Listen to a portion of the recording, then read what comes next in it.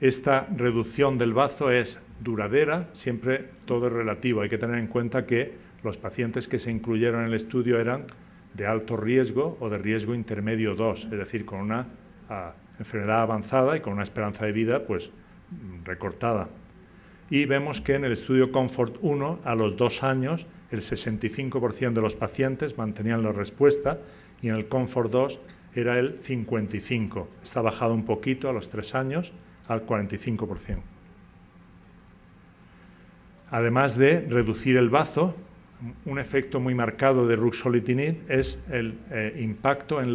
el control de los síntomas de la mielofibrosis. Los síntomas, no solo los derivados de la esplenomegalia, sino también la sintomatología constitucional. Y aquí vemos cómo son diferentes figuras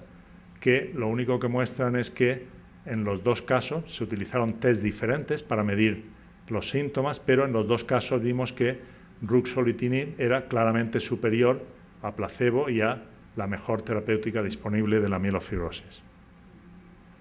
Pero también es un hecho que este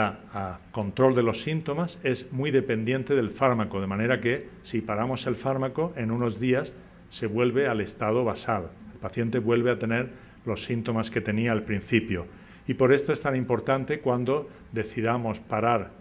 ruxolitinib, por el motivo que fuere, hacerlo de manera progresiva. Incluso yo les añado una dosis pequeña de corticoides para evitar el rebote por la liberación de citoquinas, que los pacientes tengan de golpe muchos síntomas constitucionales. Desde el punto de vista de la seguridad, de la tolerancia, los efectos extrahematológicos, los efectos adversos extrahematológicos no son muy intensos, son, yo diría, poco importantes, sintomatología gastrointestinal moderada, poca cosa más, pero el principal efecto secundario son las citopenias, plaquetopenia y anemia. En grado 3-4 hay porcentajes pequeños de pacientes, pero esto se ve sobre todo al principio del tratamiento, de manera que a medida que vamos progresando en el tratamiento con ruxolitinib va disminuyendo el número de pacientes que experimentan este tipo de efecto adverso. Y esto se ve de otra manera aquí en el estudio COMFORT 2, viendo la evolución de la cifra de hemoglobina. Vemos que al principio hay una caída de la hemoglobina, esto es típico, pero a partir de las 12 semanas,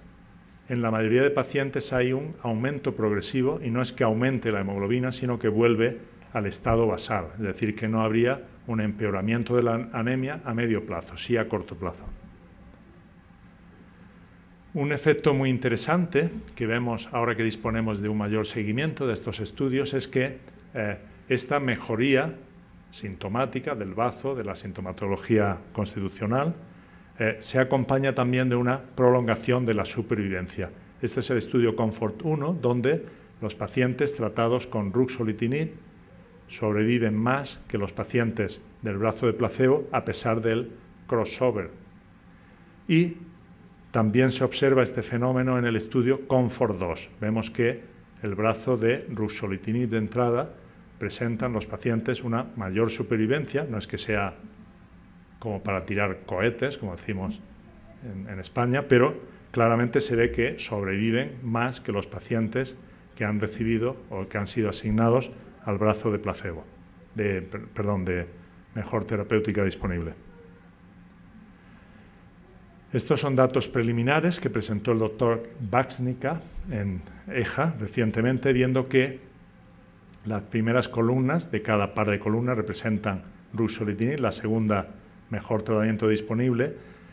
a medida que los pacientes iban siendo tratados, en un porcentaje pequeño todavía de ellos había una mejoría de la fibrosis. Estos son los datos que hay que profundizar en su análisis, hay que ver la correspondencia con los datos de periferia, si esto se acompaña de que el paciente pues, ya no tiene síndrome leucoeritroblástico, ha mejorado, etcétera, pero al menos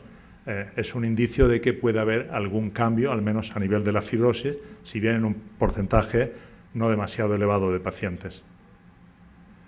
Y finalmente, para acabar con la mielofibrosis, un concepto muy general, en qué factores basamos nuestra elección del tratamiento en un paciente con mielofibrosis, donde hemos visto que las situaciones clínicas son muy diversas, cada paciente es diferente.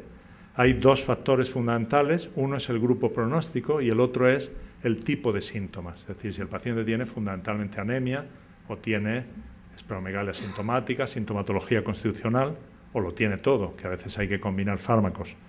Y el caso del grupo pronóstico es muy importante, sobre todo porque, como he dicho, si el pronóstico es de mal pronóstico, fundamentalmente de alto riesgo, y es elegible para trasplante por edad, pues hay que priorizar el trasplante, porque sabemos que puede mejorar con otros tratamientos, pero evidentemente no va a curar la enfermedad y la probabilidad de que la enfermedad progrese pues, va a ser alta, por lo tanto, trasplante. Pero en la mayoría de los pacientes no se da esta circunstancia, es decir, la mayoría de pacientes no son elegibles para trasplante y aquí el factor fundamental que determina nuestra elección del tratamiento es la sintomatología, el tipo de síntomas y la intensidad de los mismos. Y ahora cambio de tercio y paso a la policitemia vera. Conceptos muy generales que ustedes conocen bien. Sabemos que la policitemia vera puede dar una serie de manifestaciones clínicas, la fundamental es la trombosis, pero también trastornos de la microcirculación, con menor frecuencia sangrado, debido a mal funcionalismo plaquetario que tienen los pacientes, sintomatología constitucional, prurito acuagénico, que es tan típico en algunos pacientes, y con menor frecuencia esplenomegalia sintomática. Desde el punto de vista del pronóstico, aquí la situación es muy diferente, no es comparable a lo que hablábamos antes de la mielofibrosis. Vemos que los pacientes tratados adecuadamente sobreviven una mediana cercana a los 20 años, teniendo en cuenta que muchos son mayores, no está mal, pero sí que es verdad que hay una cierta reducción de la supervivencia, pero esta reducción es, diríamos, modesta, no demasiado intensa. Por tanto, lo que determina el pronóstico de los pacientes no es su supervivencia, sino la probabilidad de presentar fenómenos trombóticos, fundamentalmente, fenómenos vasculares, pero sobre todo trombosis. Y, en menor medida, hay un pequeño porcentaje de pacientes que pueden evolucionar o a mielofibrosis o a leucemia aguda o mielodisplasia. Pero, globalmente, el gran factor que determina el pronóstico es la aparición de trombosis. Estas trombosis son más frecuentemente arteriales que venosas. Las alteraciones de la microcirculación también son frecuentes, afectan a la calidad de vida y la hemorragia es menos frecuente, como he dicho, y se ve sobre todo en pacientes con trombocitosis extremas, debido al fenómeno de von Willebrand adquirido, es decir, el depósito del factor von Willebrand en la superficie de las plaquetas, haciendo que haya menos factor von Willebrand disponible. Por tanto, pacientes con cifras muy elevadas de plaquetas tienen más riesgo de sangrado por este motivo. Trombosis, de nuevo, siempre lo que determina el pronóstico de estos pacientes, y los factores fundamentales para predecir el riesgo trombótico son la edad, más de 60 años, y el haber tenido ya un evento trombótico, sea un infarto o una trombosis de otro tipo.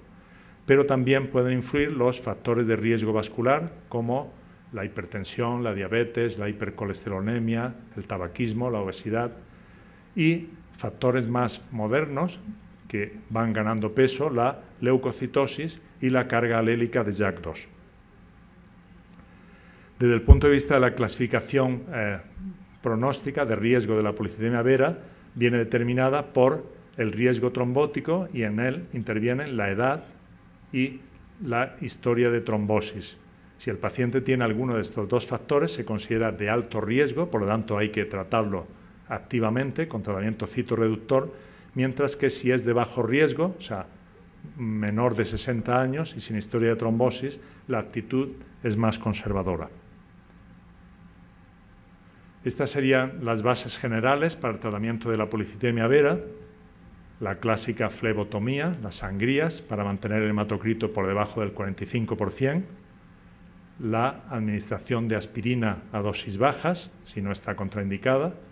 la citorreducción, como he dicho, en los pacientes de alto riesgo para trombosis, pero también en los pacientes que requieren flebotomías frecuentes, que toleran mal las flebotomías o que tienen síntomas derivados de la esplenomegalia o sintomatología general o incluso prurito o trombocitosis extrema o leucocitosis. Y evidentemente siempre es muy importante recordar que en estos pacientes hay que controlar de manera muy estricta los factores de riesgo vascular, puesto que coadyuvan en la aparición de estos fenómenos trombóticos.